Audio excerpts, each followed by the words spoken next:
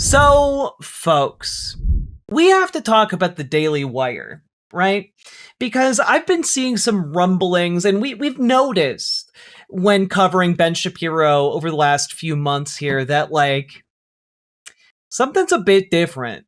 And I gotta be honest, that really seemed to accelerate after the Hungarian election. The defeat of Viktor Orban, for whatever reason, seemed to obliterate whatever money Daily Wire has going on. Okay, and just to give you an idea here, okay, let's take a look at the Daily Wire YouTube channel, a channel that has 3.26 million subscribers, and let's just take a look at their last several videos. Okay, so we've got the race to rescue, a video from 9 days ago with 4.6 thousand views, or 4,600 views. A channel with 3.26 million subscribers is getting an amount of views on a video that, like, I get with a channel that has 26,000 subscribers. Just out of curiosity. On April 3rd, 2026, 5 weeks into the American air war against Iran, a two-seat F-15E Strike Eagle was blown out of the sky over southwestern Iran. It was the first U.S. manned combat aircraft shot down and lost to enemy fire in over 2 decades, and it happened to be over some of the most remote, inaccessible, and treacherous terrain on planet Earth. 2 U.S. crew members were ejected at 300 miles per hour over highly hostile territory. They both fell into a warfare nightmare. One of them would be rescued within hours. The other would vanish into the mountains. Over the next 48 hours, the most powerful military on the planet and the full weight of the Islamic Revolutionary Guard Corps and their besieged forces would tear this landscape apart trying to find him. The outcome would result in either a captured American POW in the hands of a ruthless enemy or a rescued American officer. No matter what, we will leave no one behind. We will come for you. The story we're about to tell you is one of the greatest success stories in American military history. No matter your politics, when U.S. forces pulled off over Easter weekend 2026, it's nothing short of miraculous. This is the race to rescue. And what? Okay. Oh, exclusively on Daily Wire on Thursday, April 30th. Wow, it's probably already out. And it only got 4,600 views. Or you have Dirt, the last great American sport, a video from 2 weeks ago with 5,700 views about dirt racing. Or Washington, official trailer from 3 weeks ago with 5.8k views. Like, I gotta be honest, this is their main channel, guys. That's it, Fort Mill Pit. That's it, Ponset. That's it, Fob Daily Do Your Wire Criers, ERs. All 10 2 equals 8 to 6 equals 2 plus 2 equals. Not sure what that means, but thank you for the $5 super chat, Brian, maybe. But yeah, like, it's a bunch of videos that are not doing super great. Apparently, the Daily Wire is doing their own version of the Passion of the Christ. They also have a mini documentary, apparently, that looks like it's trying to debunk No Other Land. We got an Abraham Lincoln movie from like 2 months ago. And then you have, weirdly enough, a bunch of Rise of Merlin Pendragon cycle, like, trailer or teasers that have hundreds of thousands of views apiece. And I just have to say, very clearly, they're just paying to put these videos in front of hundreds of thousands of people. This is not organic reach, which absolutely validates what we've been seeing, which is that apparently the Daily Wire has had to fire like half of its staff because it's just absolutely been decimated by some kind of financial crisis, right? I also just have to imagine a not insignificant amount of that money disappearing is also because they tried to make a Game of Thrones style mini series, and my guess is they didn't make a bunch of money off of that in the way that they really hoped that they would. Because what they were hoping was that the Pendragon cycle or whatever would be something that they could sell rights to stream to other platforms and make money off of it outside of the conservative ecosystem. I don't believe that happened. And as a result, they spent, I don't even know how much money. Let's just see, budget for the Pendragon cycle, just out of curiosity. They had a production budget for over $10 million. Oh, sorry.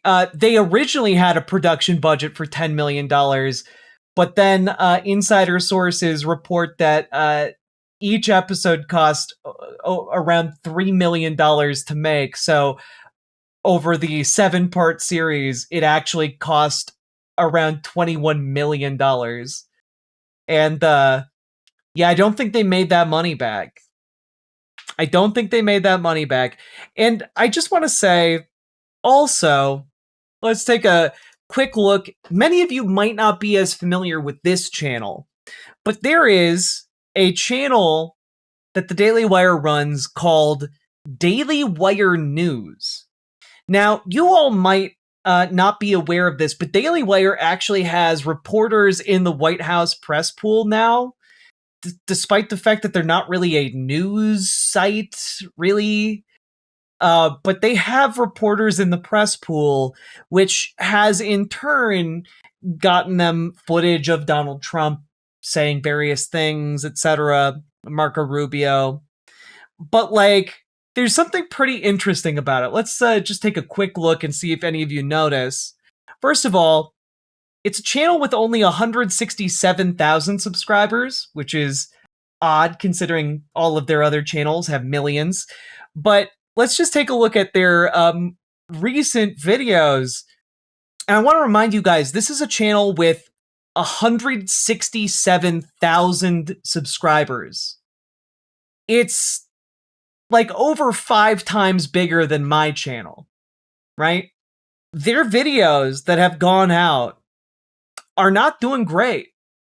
Update on the White House ballroom, 137 views. Daily Wire investigation, Ohio Medicaid fraud. Let's just take a quick look at this. It's been a busy week. Everybody in Ohio, all the Republican officials are weighing in. And part 2 talks about how extensive this Medicaid scheme is. $1 billion a year for butlers for Somalis, health, home aides to do things like cook and clean. One landlord alone owns. I'm sorry. For butlers. Dollars a year for butlers for Somalis. Health. Hard-hitting journalism from this clown. It must be true. They're spending millions on butlers for Somali people. Crazy. Home aides to do things like cook and clean. One landlord alone owns 7 buildings that are just full of these businesses. And they've built 300 businesses, all in one landlord, $250 million of your money. That's how extensive this is in Columbus. And that's why when you drive... I'm sorry, just real quick. This is really stupid. Landlord alone owns 7 buildings that are just full of these businesses, and they've built 300 businesses, all in one landlord. Okay, so one landlord owns 7 buildings. Just real quick. One landlord, 7 buildings.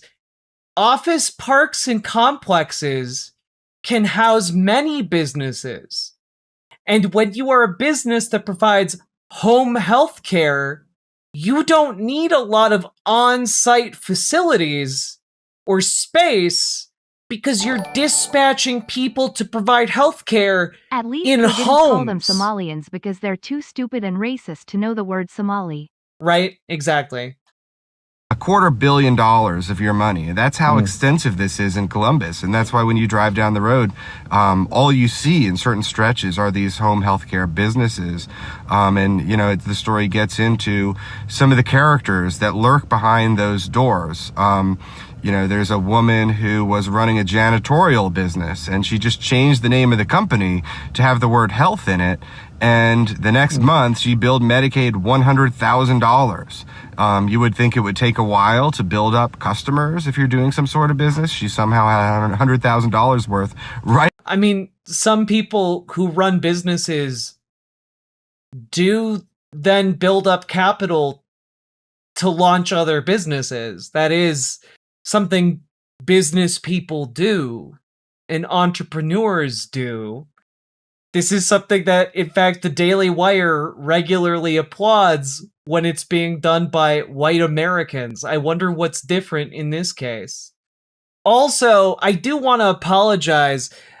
This video only has 162 views, so literally by showing it to you, I have literally tripled the number of views it has just by the number of people who are watching live right now. And I do apologize for exposing more people to this nonsense. In the first month, eventually she was billing $650,000 a month. Meanwhile, she's running a learning center at the same time. She's got a nonprofit. And that's what you find with a lot of... What? A business owner running multiple businesses? That's impossible if they're black, according to the Daily Wire. These people. There was another guy who was a Democratic politician, a Somalian guy that ran for state senate with the Democrat... Sake Tanuki, you gave him too much credit. He just dropped the ignorant phrase. Endorsement. And he was... he talked about how he was the embodiment of the American dream. Yeah, I guess in this circumstance, I'm platforming the Daily Wire. Oh God, I hadn't thought about the power dynamic being shifted like that. Makes me feel dirty. Because he came here as a refugee and became a successful businessman. What he didn't talk about was he founded a Medicaid company on the side. He had other jobs, and he just did this in his spare time. And the company that he founded billed Medicaid $11 million. So they were mostly Somalian, what I saw in Columbus. So it's an odd version of the American dream, but it is one that many of them seem to be attaining. So comprehensive, so good. What an ace reporter. So glad his work is being seen by... Sorry, hey guys, I think your ship is sinking is the most recent comment on this video. Oh my God, the 3 top comments of the only 3 comments on this video. Hey guys, I think your ship is sinking. Next comment. Myself, my family members, and many of my friends are done with the Daily Wire because of their extreme slander and misrepresentation of LDS beliefs by having anti-Mormons on their show instead of having actual LDS member to interview like PragerU did. Fuck, man. Investigate your own fraud within your own company and all the disgusting shit you guys are hiding. That's all of the comments on this video. Oh my God, the Daily Wire is imploding. It's crazy. And then that brings us, like, Ben Shapiro has, for, like, the last decade, been held up as the cool kids philosopher, you know, by mainstream media. He's been brought on all kinds of different outlets, put in front of all kinds of different people. Like, people know who Ben Shapiro is. He has over 7 million subscribers on his channel, and I don't know how to break this to you, but he's also not immune to this. His latest video has been up for 9 hours. It only has 21,000 views, which is terrible. But even his video on Spirit Airlines only has 32,000 views.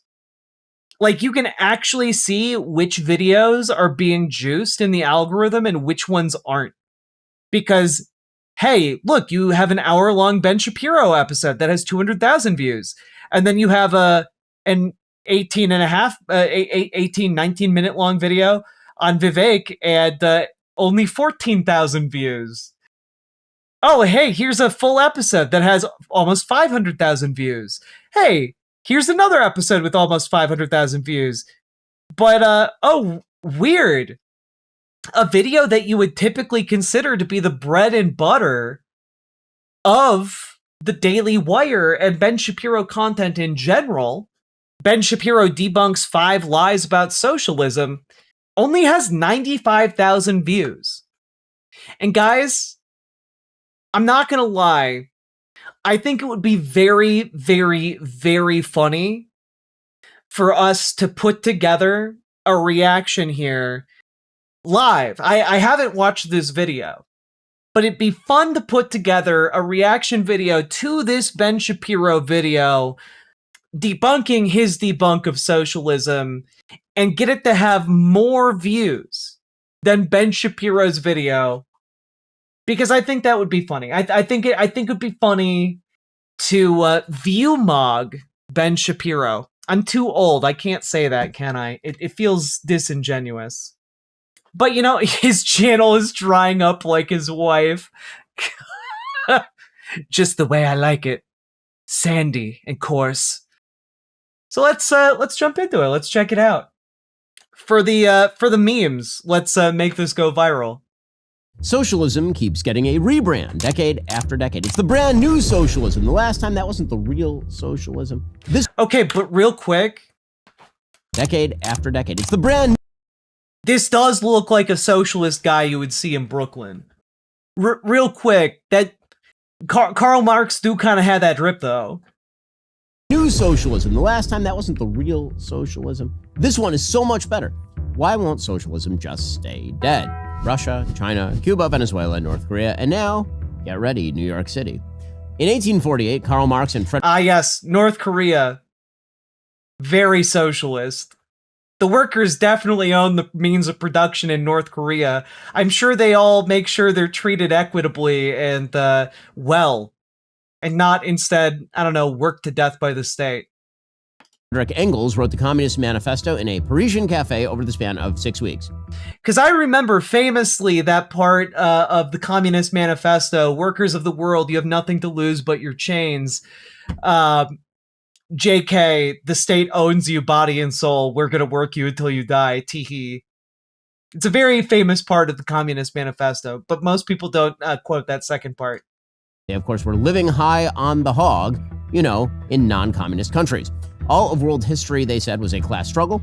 The proletariat, those would be the workers, are exploited by the bourgeois, those would be the owners. So Marx's solution was state ownership of the means of production. Marx believed that capitalism would inevitably... Wait. No, wait, he's actually got it wrong from the start. Was state ownership of the means of production. That's not what Marx was advocating for. Socialism is not state-owned means of production. It is worker-owned means of production. Workers are not equated to the state by Marx.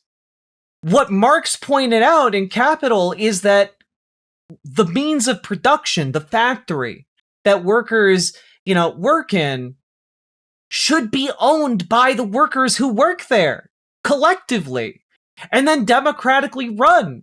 What Marx was advocating for was for the workers to run and decide what is done with the product of their labor, rather than it being dictated to them by someone who, by mere virtue of owning something, is able to act as a small little tyrant.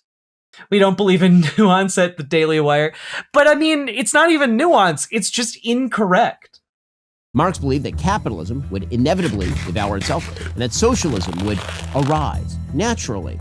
Now, it turns out that wasn't true at all, but that's never stopped the socialists. So, what is socialism and what is not? First of all, socialism is not wanting to help poor people. Socialism is instead giving the government complete control of the economy. And it is a failure everywhere it is tried. The number of deaths caused by socialism in the 20th century alone are staggering. Okay, wait, I'm sorry. We got to back this up a little bit. Everywhere it is tried. The number of deaths caused from not wanting to help poor people. Socialism is instead giving the government complete control of the economy. No, I will also reiterate this because in the long arc of what socialists and communists tend to believe, they tend to believe in the idea that when you have a more egalitarian economy, that is, workers who own the means of production and are able to democratically decide how their labor is used, what winds up happening in the long term in a wide, global economy where that democratic concept of the economy has taken root is that the need for the state erodes into nothingness. Essentially, you look at kind of this long arc of history where the state ends. So under socialism and communism, ultimately, the state ideally isn't around anymore. Marx is not sitting around being like, boy howdy, I wish all these tyrannical companies could just become tyrannical states. Because Marx was writing at a time in history when Europe was still full of literal absolute monarchies. There were still kingdoms run by kings. The divine right was still an ever-present idea. And this idea here that, like, well, Marx looked at absolute monarchy and said, we need that, but, for the entire, economy specifically, that's just stupid. It's genuinely just a stupid thing to argue and say. Because I don't know if any of you know this, absolute monarchs already had the right to run their own economies. That's how absolute monarchy functioned. And it is a failure everywhere it is tried. The number of deaths caused by socialism in the 20th century alone are staggering. Low estimates are 20 to 30 million people. That would be just based on direct political executions. The mid-range estimates would be 60 to 70 million people if you include man-made famines. And high estimates would include all excess mortality, civil wars, regime policy effects. That would be all the way up to 100 to 148 million people. China under Chairman Mao saw at least 55 million dead in the Great Leap Forward. Then, of course, the Soviet Union saw under Stalin and Lenin 20 million dead in gulags, the Holodomor famine in Ukraine, the Bolshevik Revolution. Cambodia's Pol Pot saw 2 million dead due to starvation and ethnic cleansing. North Korea saw 2 million. I do want to point out, none of this seems to be related to socialism. This seems to be directly related to civil war, genocide, and also authoritarianism, none of which is intrinsic to the economic system proposed by Marx. Dead due to state-sponsored famine, labor camps, executions. Ethiopia saw 1.7 million dead in the Red Terror, forced resettlement, and famine. Eastern Europe saw 1 million dead in post-World War II purges, labor camps, and executions. Vietnam saw 1 million dead in re-education camps and purges. And that's not to mention the tens or even hundreds of thousands dead who disappeared in Cuba or Venezuela. Let's talk about the objections that socialists will speak on behalf of socialism against capitalism. Now, I will say, this is always a really dangerous game for capitalists to play, specifically because if one is to look at the death toll of, well, what Ben is calling communism or socialism, even if we just take him at face value, right? Just grant to him all of his already deeply flawed arguments. But if you are to do that, then we also have to examine how many people has capitalism killed. Capitalism largely encompassing the last 400-ish years since its codification alongside the transatlantic slave trade. You have to start looking at, what happened during colonialism. The desire to extract wealth from the colonies. in order to, make various companies more money. What activities was the British East India Company up to, for example? You have to start looking into King Leopold of Belgium. You have to start looking into the Bengal famine. You have to start looking at how many people have died in the United States from lack of health care, from being denied healthcare coverage. You have to start looking at a lot of different factors over hundreds of years. How many people died as a result of Europeans attempting to extract labor value and resources out of the Americas? You have to start looking at the effects of these economic policies pushed over the last 400 years in the service of capitalism. And it turns out the death toll from that dwarfs even the inflated death toll that Ben Shapiro erroneously attributes to Marx's economic system, while providing no actual citations for how exactly those deaths are attributable to a system that encourages workers to own their own means of production. We're talking in the billion plus range, by the way. We're talking truly colossal, incalculable numbers of people dying because of capitalist extraction and capitalist labor practices, capitalist neglect, and capitalist deprivation. But Ben doesn't really want to engage with this point fully. It's why he's kind of taking the coward's way out here in this argument. Objection number one: the rich don't pay their fair share. Utter horseshit. Leftists today say that our progressive income tax does not take into account the fact that billionaires barely have any salaried income whatsoever, and that the wealthy borrow against their assets. They say that corporate tax rates should be hiked as well, and they say the government debt problem isn't real. We can always just print more money. First of all, most U.S. tax collections are on businesses, according to the Tax Foundation. Out of $4.4 trillion collected by the government in 2017, only $308 billion was non-business tax collection, or about 7%. As for the income tax, who pays it? Well, in 2018, the top 1% of earners paid $616 billion in federal income tax. That is 40%. Just real quick, let's just take a let's just take a little bit of a journey down memory lane here. All right. So this is a graph of the corporate tax rate from 1909 to 2008. Let's take a look. Oh, that's so weird. It basically tops out in 1951 or so, and then begins to steadily decline over the course of the next 60 years. And the effective rate of taxation of businesses, it has actually fallen down to even further than this graph goes. It's around the effective corporate tax rate as of, it's actually, I think it's even lower. I think it might be 13% now. It's ridiculous. The idea that corporations are basically paying their fair share. No, they're not. What corporations are doing is they're buying political favors and shifting that tax burden as much as humanly possible onto you.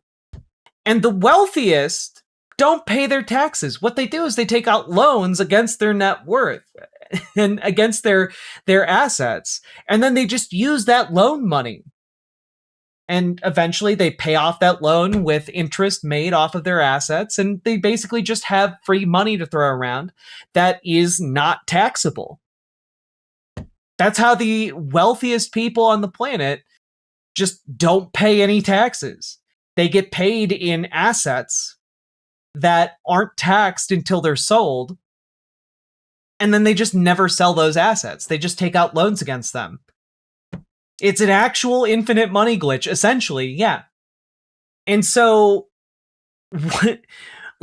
you've got a system here where corporations are paying less and less of a tax. You've got colossal loopholes when it comes to how much taxes individual billionaires and millionaires actually pay. And the tax burden keeps getting put onto the 99% of us who aren't in this upper echelon of wealth. Of all federal income taxes. The top 1% of taxpayers account for about 20% of the nation's income. The top 0.1% of taxpayers paid a greater share of the income tax burden than the bottom 75% of taxpayers combined. But I'm just going to throw this out there. They should pay more. They should pay more money. And I say that because they used to pay more money as a percentage of their wealth, and we should go back to that system where they paid more money as a percentage of their wealth. Close the loopholes, tax corporations, tax billionaires, and like Ben Shapiro is presenting a set of stats here, and I want y'all to understand the stats he's providing are not proportionate to the wealth that they possess. They should be paying more in order for them to be paying the same proportion of their wealth that poor people have to pay out of their wealth. Working people in this country pay a larger percentage of their net worth, their wealth, than billionaires do. And that's just not right. Not right at all. We already have a massively redistributive system, a massively progressive tax system. And by the way, none of this includes what people receive back in tax dollars, meaning, for example, the earned income tax credit, which disproportionately affects low-income households, many of whom don't pay tax in the first place. In fact, if you look at net taxes, low-income houses still pay tax because they pay sales tax. They pay taxes on the services that they need to live. In fact, I would argue that the reason low-income houses should get more support and more financial aid from the government is very specifically because these households are the ones most likely to circulate wealth in the economy. And that wealth circulation is actually what keeps things healthy on a local level. I remember when my asset was so big that no one would take me out on a loan. Like, billionaires sit on their assets, okay? They sit on their assets. They do not circulate the vast majority of their wealth. Low income, working class households, they circulate wealth in their local economies. That's good. We don't need more dragons sitting on hoards. Meaning the amount you pay in taxes minus the services you collect from the government, people in the top quintiles pay all tax in the United States. In 2017, households in the bottom three quintiles collectively received more than $1 trillion in direct government benefits than they paid in all federal taxes that year. Households in the top 20% pay $1.7 trillion more in taxes than they receive in direct government benefits. And when it comes to inequality itself, that too is a sort of myth. The rise of pass-through corporations means that more wealth is reflected on income tax forms than ever before, which makes it look like an explosion of personal income among the top 1%. But there's an equivalent decline in business income and divided income with that rise. There's an inevitable problem when the government manages such a large budget. It doesn't manage it at all. Objection number 2. It's impossible. Just want to throw this out there real quick. 88 corporations, $105 billion in profits, 0 federal income tax. That's Republican policy. Republican policy gave such colossal tax breaks and opened up such colossal loopholes that we have companies making over $100 billion who aren't paying any fucking taxes. But sure, they pay their fair share for sure. The same way Walmart pays its fair share. You know Walmart, the company that purposely keeps its workers so poor that they have to go on public assistance, passing along the salaries that it should be paying their workers, passing along the healthcare it should be giving its workers, and instead to all of you, the taxpayers, so that you are forced to subsidize Walmart.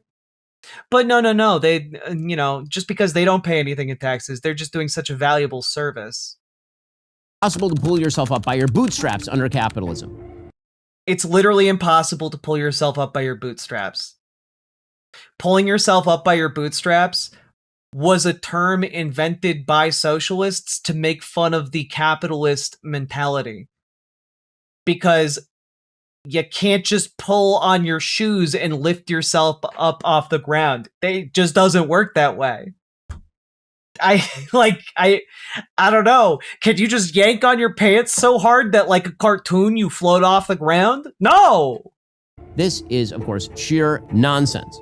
The myth is that hard work doesn't bridge the gap of someone starting with nothing versus another person starting with wealth, and that individual responsibility is a way for rich people to preach to poor people, but it won't actually help poor people.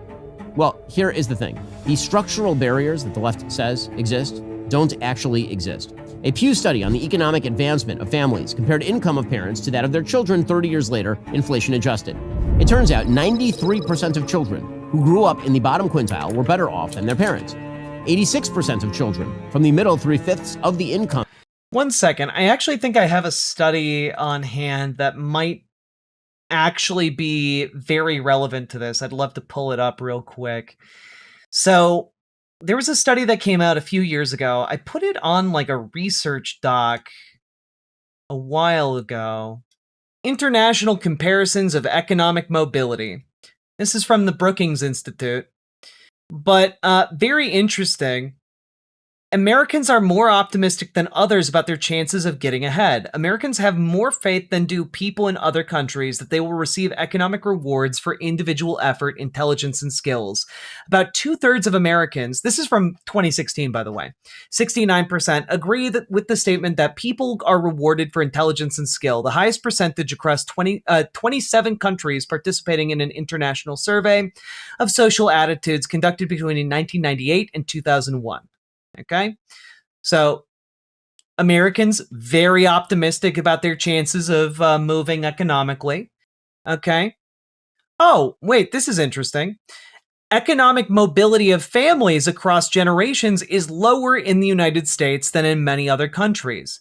While Americans have an optimistic faith in the ability of individuals to get ahead within a lifetime or from one generation to the next, there is growing evidence of less intergenerational economic mobility in the United States than in many other rich industrialized countries, at least according to the relative mobility measures commonly used in economic research.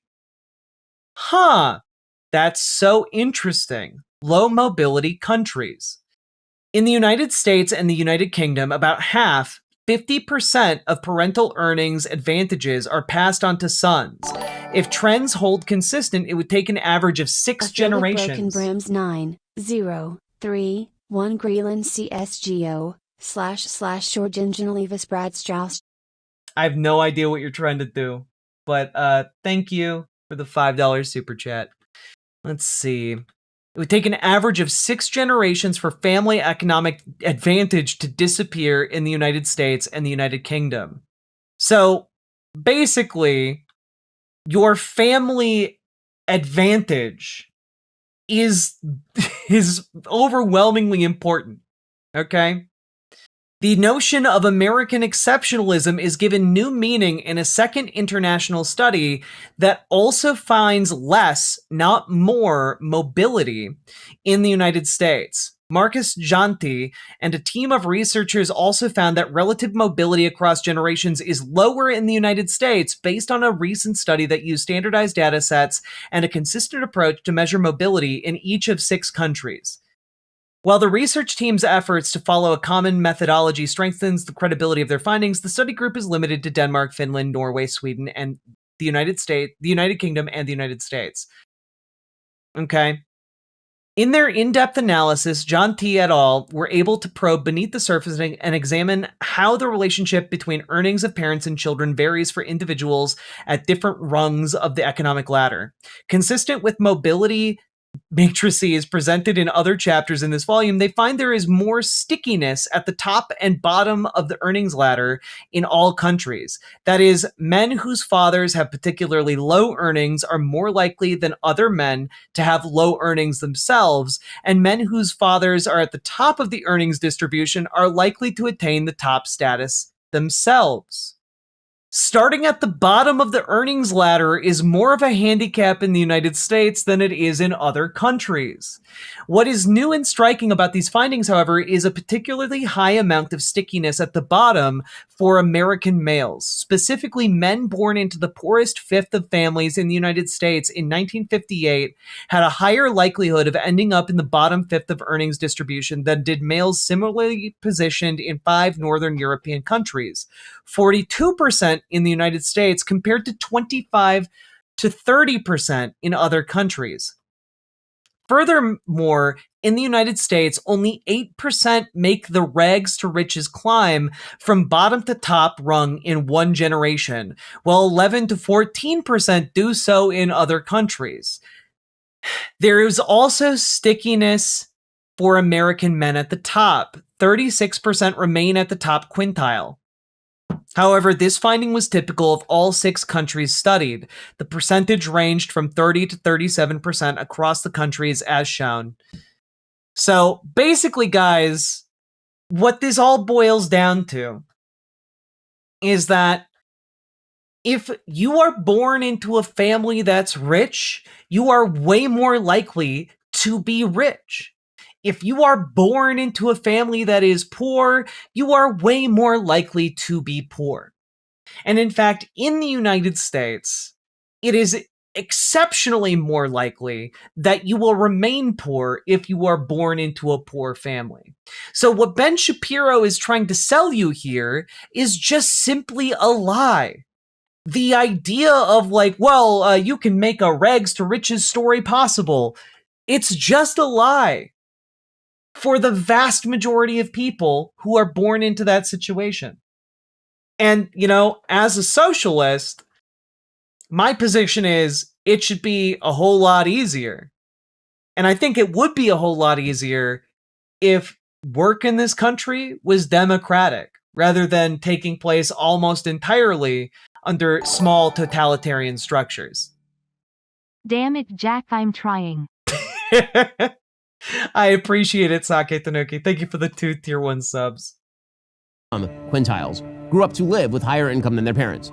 70% of children of parents in the top quintile of income were better off than their parents. Of the children who grew up in the middle quintiles of income, 39% rose to a higher quintile about 30 years later, 37% fell to a lower one. 62% of children from the top quintile fell to a lower quintile. By the same token, 63% of children... Why are they playing, this should be the hopeful part of your video. Why are you playing fucking horror music over it? What are you doing, bud? Why does it sound like someone's about to get murdered on screen? Grew up in the bottom quintile, rose to a higher one, upward mobility. So, would you like to not be impoverished in the United States? It turns out virtually everyone who does these 3 things will not be permanently poor in the United States. Graduate high school, get married before you have kids, get a full-time job. Statistically speaking, you will not be permanently poor in the United States. Bottom line is, personal decision-making is still the #1 factor in success. Proclaiming victimhood at the hands of a broader system, is unlikely to lead you to actual, true achievement in this life. We'll get to more on this in a moment. First, imagine this. I don't know how to tell Ben Shapiro this, but the data doesn't look great. This is another one from the Brookings Institute. Stuck on the ladder, wealth mobility is low and decreases with age. We know that wealth consolidation is accelerating. The amount of wealth held by the richest people on the planet has ballooned in inconceivable ways over the last 10 years. How can you question a man with those brows? I'm built different. I'm built different. That's how. All right. Link in the description box below, or by heading on over to expressvpn.com/BenYT. Objection number 3. Real Marxism and socialism, they've never been tried. So, on a national scale, I can't really think of many examples that might fit it. Number 1, people say socialism has to be global to succeed. Karl Marx wanted a global socialist system versus Stalin's socialism in just one country. Well, it turns out that this is just the no true Scotsman fallacy. No, it's just the definition, right? the definition of socialism is not state-run economy. That's just a centralized economy. You can centralize an economy and still have it operate in a capitalist manner. Like China is actually an example of this. Like, China's companies are capitalist to the bone, but they are ultimately run by the government of China, right? You have, I think, examples of socialism on micro scales when it comes to democratic worker co-ops. For example, in the United States, you can just start a democratic worker co-op. It's not illegal, and they exist here right now.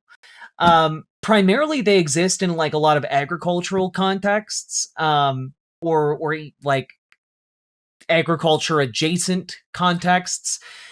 King Arthur Baking, for example, is one of the oldest milling companies in the United States and is a democratic worker cooperative.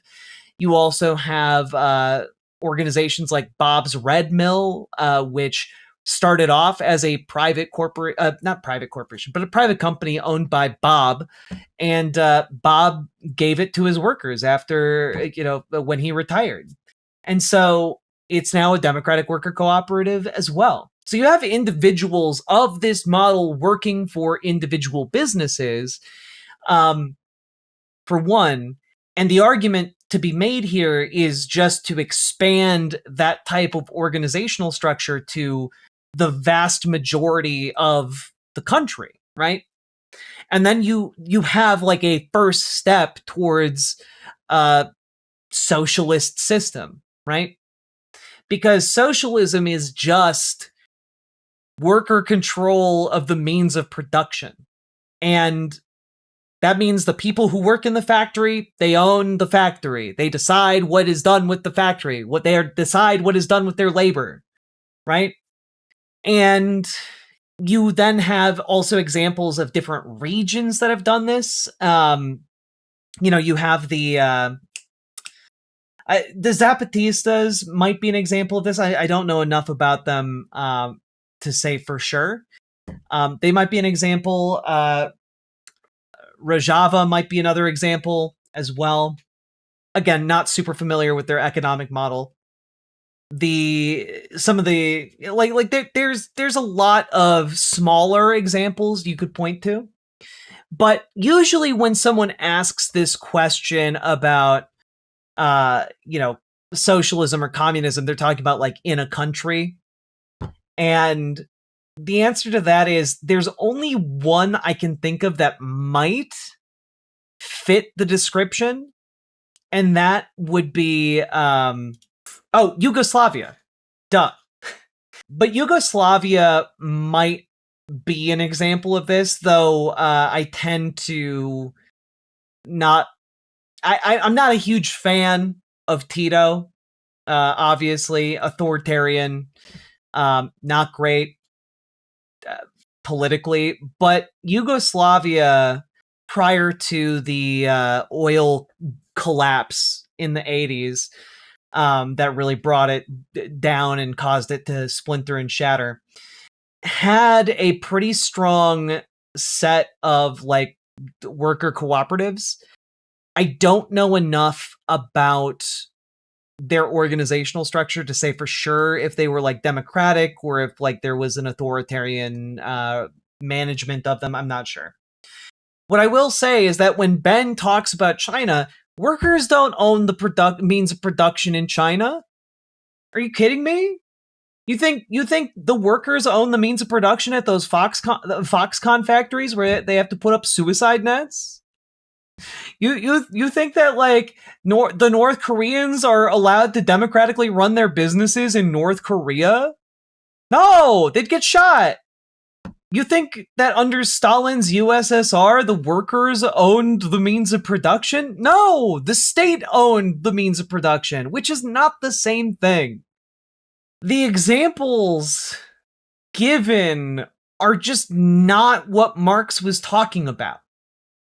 If you want to talk about state-run economies, that's just not what Marx was talking about. You're talking about something else. because there were plenty of state-run economies prior to Marx, under absolute monarchs. Europe tried that a lot. It didn't work out great. And Marx would have been very well aware of this. Because it turns out socialism has been tried pretty much everywhere, and it's failed miserably over and over and over because the idea of Marxism is just wrong. Marxism is a utopian philosophy that basically suggests the perfectibility of mankind. It's not utopian. It's an economic system. Like, this is the thing, right? When conservatives start talking about socialism, they don't get it. We're not talking about a utopian ideal. We're talking about a practical application of democracy. We live in a democracy right now. It's good enough for the United States, one of the most powerful countries on earth. You think it's not good enough for your fucking local gas station? You think it's not good enough for your local supermarket? You think it's not, like, it's good enough for America, but no. It's not good enough for my local bar. It's not good enough for the local advertising agency. Like, what are you talking about? That's stupid. No, you don't understand. Maybe it would make our businesses too powerful with their democracy and their worker rights. That if you change the economic structures, greed will disappear and people will become better. They will transform. It is not true. The reality is the vast majority of countries. I mean, I do think it is fundamentally true that Ben Shapiro's understanding of human nature is deeply flawed, right? Because Ben Shapiro comes from an old school conservative mentality, which is that people are fundamentally selfish. People are always out for number one. They do not operate on altruistic principles. People don't just help people, et cetera, right? That's just not true. We actually have examples of this not being true. First and foremost, of course, is the existence of human civilization itself, human society, the success of our species. The success of our species is not predicated on tiny little tyrants. It is, in fact, dictated by people coming together and working together to better the lot of everyone in the community. It's actually by organizing together and living together well that we are able to succeed and thrive, right? That's the history of the human species. On top of that is that we have examples of people in, say, scenarios where they should perhaps on paper, according to Ben Shapiro's view. Socialism is when the government does stuff, and the more stuff they do, the more socialist it is. And when the government does enough stuff, it's communism. By this definition, Trump is a communist. Socialism is when the government does stuff. Very true, Pluvius. But there's actually an example that comes to my mind, which is, I went down a rabbit hole the other day. I tend to do that.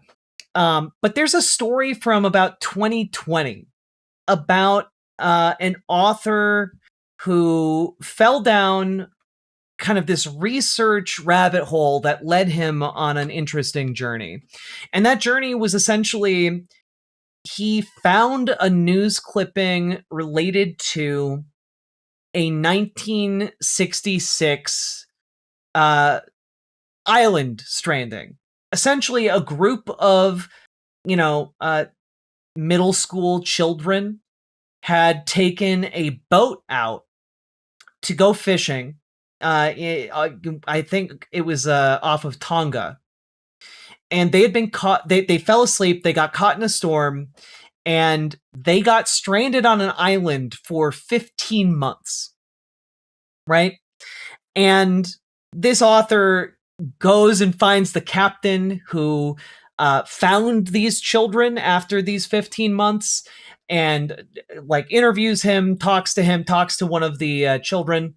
It was very much a Lord of the Flies situation. You had this group of kids on this island, But what happened wasn't Lord of the Flies, because Lord of the Flies is all about, the darkness of man's soul, and, human selfishness will cause us to turn against one another. But what actually happened with this group of children was they pooled together and they built a little society. They had like a gym, they had places to live, they had discovered previously domesticated chickens that had managed to survive on this island, along with wild vegetables, etc. They had actually been able to create a somewhat functional society. And when one of them got hurt, they didn't just abandon that boy. They carried him back to the camp. They nursed him back to health. Like, they wound up actually helping one another and making it through. And that is, I think, what is the actual essence of humanity, which is that we are compelled to help each other. We are compelled to build bonds, and we are compelled to, form an egalitarian society. Because what these kids didn't have like a leader. They made decisions collectively. They talked about it. They dealt like this wasn't like, oh, one boy rose up to rule them all. Like, no, that didn't happen. And I think that that's kind of the problem, which is that there is this assumption about a fundamental selfishness in the human heart. And like, I'm not going to say that there is no selfishness in humanity, but overwhelmingly we are driven by compassion and solidarity and a certain bond of kinship that binds us all together. On a certain level, we are all aware that we are, animals on this crazy rock floating through space, and our survival is a tenuous thing that we need to come together to protect. And Ben Shapiro just doesn't get that. That even socialists called socialist are not in fact socialist. Denmark is not socialist. Norway is not socialist. They aren't. Like, the workers don't own the means of production there. They do have stronger unions, but that doesn't make them socialist. Zimbardo basically had to force the kids to be dicks to each other in order to get the results he wanted. When left to their own devices, they were chill. Exactly, Pluvius. Exactly right. The Stanford prison experiment. Excellent comparison point. But the thing is, again, Ben Shapiro's just wrong. Norway isn't socialist. Like, they have a social welfare system. It doesn't make them socialist. They have unions. Doesn't make them socialist. Socialism is democratic ownership of the means of production. And honestly, I'm just kind of shocked. I shouldn't be shocked, but I am a bit, because like, Ben Shapiro is held up by so many people on the right, or historically has been, as like this great arguer. And like, he's just like, he doesn't even start from a point of correct definition, even by the people he is citing. Countries are highly capitalist economies with high taxes and welfare systems.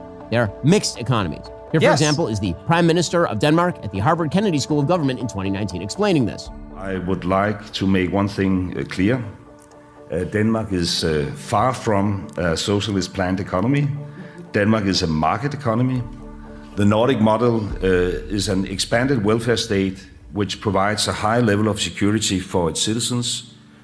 But it is also a successful market economy with much freedom to pursue your dreams and live your life as you wish. The 2026 Index of Economic Freedom from the Heritage Foundation shows that... Oh, well, if the Heritage Foundation said it, they're just... If a bunch of billionaire-run corporations got together to fund a think tank, we can trust what that think tank says, for sure. Economic freedom advances and prosperity follows. The countries at the top of the list, by the way, might surprise you. 1, Singapore. 2, Switzerland. 3, Ireland. 4, Australia. And 5, Taiwan. Those Nordic countries, the Northern European countries, Denmark, Norway, Sweden, Finland, Iceland, all top 20. U.S. ranked number 22. How about the socialist countries? Well, China's 154 and North Korea is 176. What's crazy to me is that he acknowledges that Denmark, Norway, Sweden, not socialist. But then he turns around and is like, but China is socialist, though. And it's just like, China has fucking billionaires and suicide nets. Like, they're not run by their workers, you absolute ding-dong. By the way, that freedom index is measured using 4 pillars: rule of law, government size, regulatory efficiency, and open markets. Since the Trump administration changed a bunch of Biden policy, that 2026 index shows the United States moving up in the rankings. How about those big socialist systems in the United States? Well, pretty much all are subsidized by, of course, the market economy. So socialism isn't when the government does stuff. It's not when there's a social welfare net.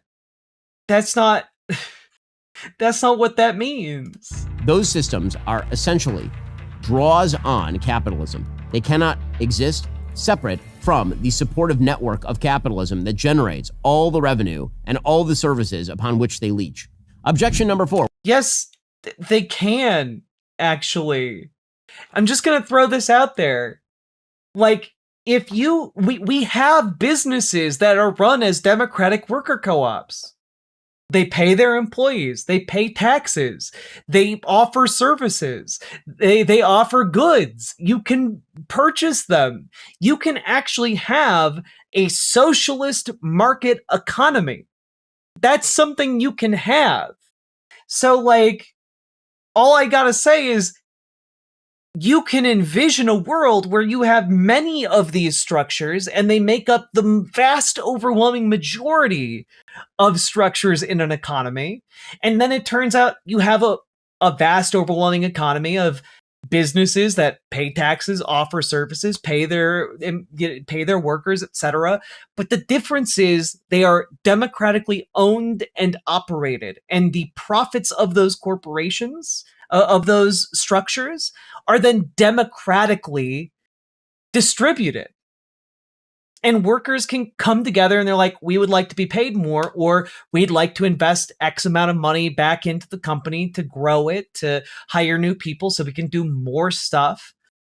You could say every quarter have a meeting, a board meeting, if you will, with all the workers coming together to decide what to do with the proceeds and profits of the company.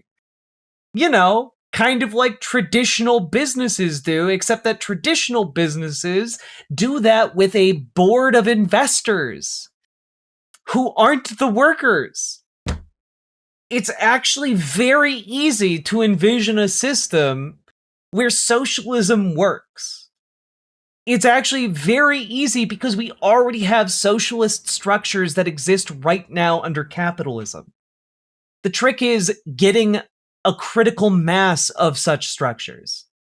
We already have socialism here in America. Well, no, we actually have some socialized systems, kind of, sort of, like Medicare. Some people try to pretend that, for example, the police department is a socialized system. Nope, this is just called a public good. Nope. Okay. No, nobody tell him. Yeah. What? Ben? What if we had an entire system of public goods? Like healthcare could be a public good, and roads are also a public good. Fast and free buses could be a public good. Fast and free trains could be a public good. Democratic businesses could be a public good. Yeah, is the entire thing solved by us just calling ourselves public goodists? Would that solve his problem? Goods exist in every system. Housing could be a public good. Heating could be a public good. Electricity could be a public good. I'm kind of warming up to this. Ben Shapiro, socialist extraordinaire. Would be non-rivalrous and non-excludable goods, meaning my use of the system does not burden your use of the system. So, a great example of this. We all pay into the military. The military defends all of us equivalently. Therefore, it is not a socialist system. It is called a public good. Yeah, kind of like, if we had some kind of healthcare system that we all paid into, and it would then protect all of us and keep all of us in good health. It's not socialist. It's just a public good. Are you saying I can be a public good? You're always a public good, Amy. Not pay for it myself. We all pay for it together and we all benefit from it. That is not the same as a socialized system like Medicare, for example, with an individual recipient of benefits. What are you talking about? I'm sorry, in the scenario where we are all protected by the military, each one of us individually is benefiting from that system. It's the same thing. This is actually so much dumber than I thought this entire video was gonna be. This is actually crazy. Objection number 5. A just society should produce equal outcomes, not just equal opportunity. This is the big philosophical objection to capitalism. The idea here is that capitalism is fundamentally unfair and that we ought to correct all of the terrible injustices of living on this planet with the power of government. It's not that it's unfair, because unfair things happen all the time. That's just life. The issue is it artificially creates power imbalances between people that allow for mass exploitation, and that's bad. A system that creates and incentivizes mass exploitation is not good. And maybe we should not do that. Moral level, this is wrong. Inequality of outcome will always exist because humans are not the same. In fact, your level of wealth today is not the same as your level of wealth in 40 years. Does that mean that you are inferior now to the person you will be 40 years from now? Of course not. No, but it does mean you are more likely to be exploited in our current system, because our current system, in our current system, wealth buys you security. Wealth buys you time. It buys you space. It buys you a whole host of, things. And the issue is, if you have less wealth, you are more likely to be exploited, and people like you are more likely to be exploited than those who have a lot of wealth. It's not difficult to understand. I feel like I could keep going, but I honestly, this video just doesn't deserve additional rants.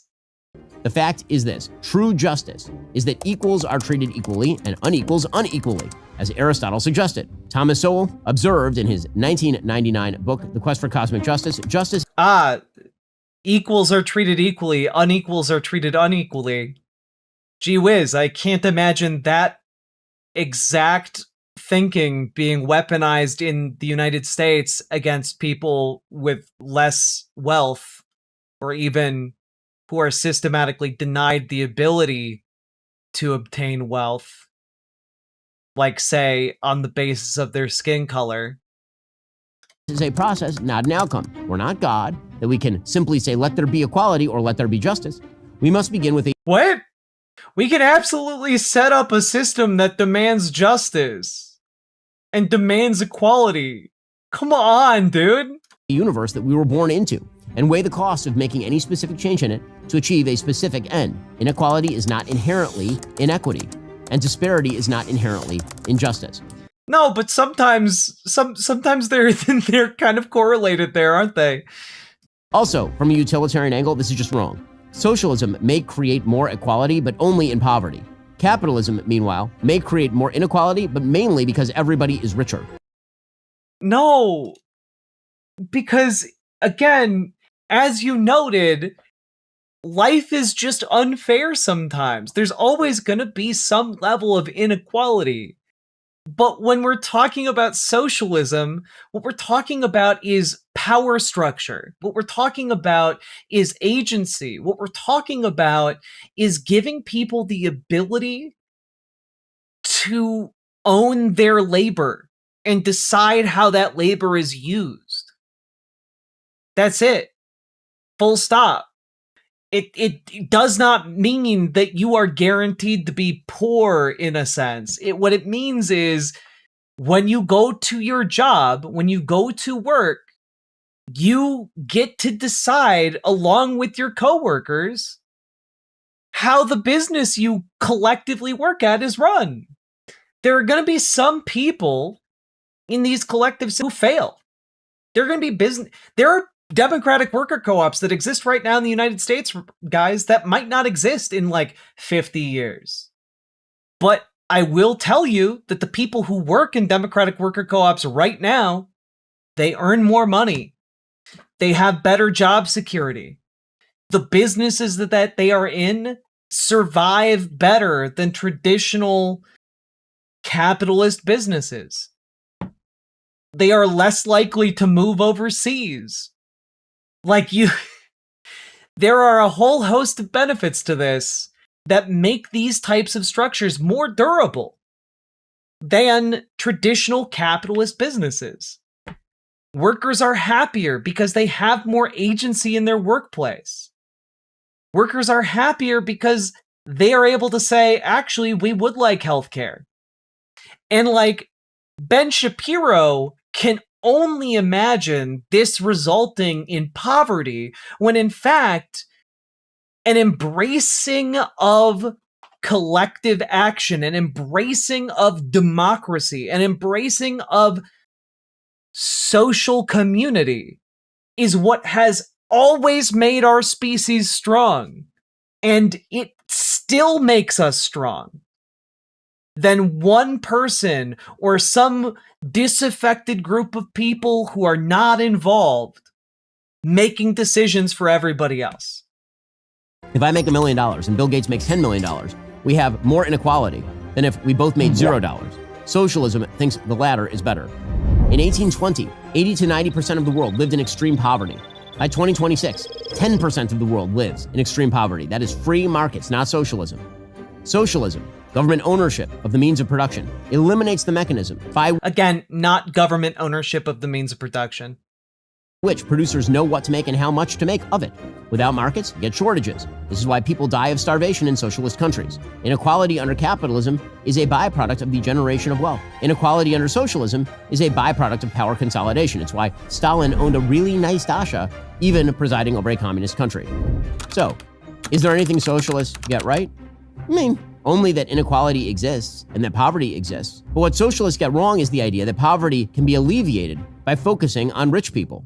The problem with poverty is not that there are rich people. The problem with poverty is that we need to help poor people get richer. Centralizing economic power in the state kills all the price signals you need to actually generate functioning markets. It destroys incentives. It destroys individual freedom. It hands a ton of power to whomever is in control of the state. Or, you know, if you have a democratic ownership of the means of production, it hands tremendous power to the workers as regards their working conditions and what is done with their labor and the proceeds thereof, which is the main point of everything that Marx advocated for.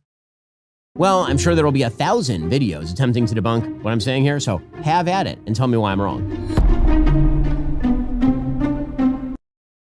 That was goddamn awful. The stock sound department fold. They want their effects back. Prop department also wants the stick-on eyebrows back. Oh, God. I mean, his eyebrows have been getting bigger, right? I'm not just imagining that. I'm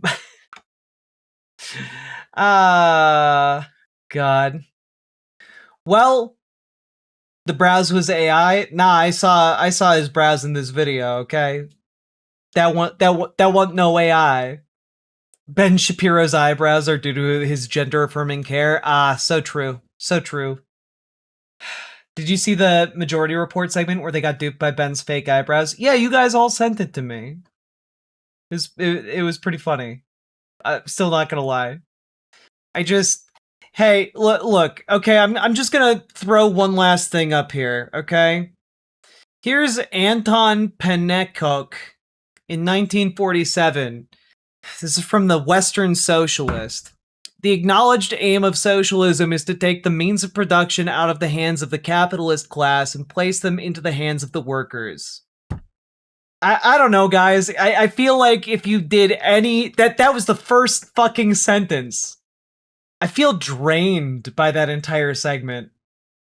And I gotta be honest, it would be very funny to me if any video I put out in response to Ben Shapiro and the failing Daily Wire got more views than this particular Ben Shapiro video. So do share this around. Hit that like button, subscribe, share it around, if only for the jokes. I do think it would be very, very funny. Let's collectively own his means of production, if you know what I'm saying. In the marketplace of ideas, guys. And all that being said, we got to get organized. Join your local Dems. Make them more progressive. Join your local DSA. Make them more effective. Organize the labor in your community. Let's fucking go. And also, guys, last but not least, check out ImogeneOlivia.com. Gender euphoric lingerie designed from the ground up for trans femmes. Also tested with cis men, cis women, non-binary folks. It is sexy, non-tucking lingerie that fits. Go check it out, especially because it would probably piss off Ben Shapiro, and you'd look good in it, you dapper, dashing, and diabolical lad, lady, or gentle them. All that being said, folks, like, comment, subscribe, leave a comment. You know the drill. Let's keep on going. Riverboat Jack is coming to town. All the viewers gather around. Twitch and YouTube and swishy streams. All that content is bursting the seams. Politics, gaming, and plenty more. Your sense of fashion you'll adore. So grab your stuff and hop aboard. We're going straight to Jack's